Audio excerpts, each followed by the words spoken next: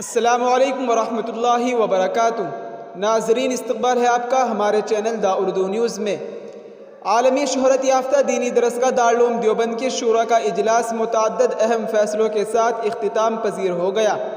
اس دوران اراکین شورا نے غزوہ ہند کے فتوے سے متعلق دارالعلوم دیوبند کی جانب سے انتظامی افسران کو بھیجے گئے جواب پر اطمینان کا اظہار کرتے ہوئے واضح کیا ہے کہ اگر دارالعلوم دیوبند کے خلاف کوئی کارروائی عمل میں لائی جاتی ہے تو عدالت کا رخ کیا جائے گا۔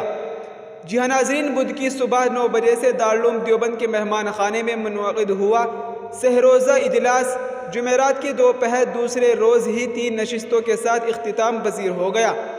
نشست اول میں ایجنڈے کے مطابق تعلیمات، تعمیرات، تنظیم و ترقی، محاسبی سمیت متعدد اہم شعبوں کے نظماء نے اپنی رپورٹیں پیش کی، جن پر اراکین شورا نے اطمینان کا اظہار کرتے ہوئے کچھ ضروری ترمیمات کی۔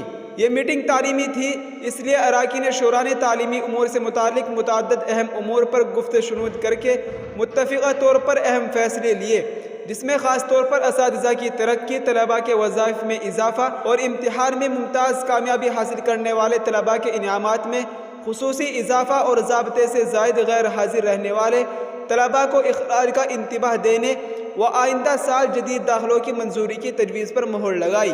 اس دوران اراکین شورا نے واضح کیا ہے کہ دارالعلوم دیوبند کی جانب سے آن لائن فتویٰ دینے کا نظام بدستور جاری رہے گا۔ ساتھ ہی اراکین شورا نے غزوہ ہند کے متعلق NCPCR کے ذریعے دارالعلوم دیوبند کے خلاف کارروائی کیے جانے کو لے کر بھیجے گئے نوٹس پر تشویش کا اظہار کیا اور دارالعلوم دیوبند کے محتمیم مولانا مفتی ابوالقاسم نعمانی کے ذریعے DM و SSP سہارنپور کو بھیجے گئے جواب پر اطمینان کا اظہار کرتے ہوئے صاف کیا ہے کہ اگر انتظامیہ یا سرکار کی جانب سے اس سلسلے میں کوئی کارروائی کی جاتی ہے تو دارالعلوم دیوبند عدالت کا رخ کرے گا۔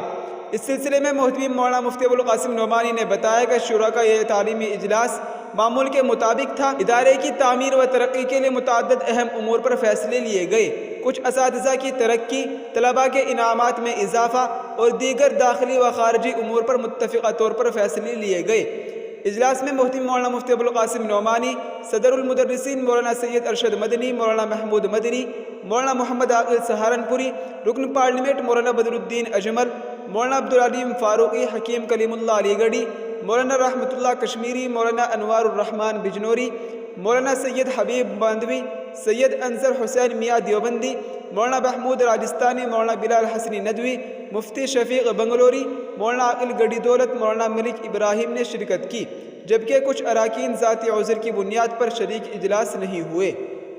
جی ہاں ناظرین، یہ اس وقت کی بڑی خبر تھی جس کو ہم نے آپ کے ساتھ شیئر کیا ہے۔ آپ سے گزارش ہے کہ اس ویڈیو کو زیادہ سے زیادہ شیئر کریں۔ السلام علیکم ورحمۃ اللہ وبرکاتہ۔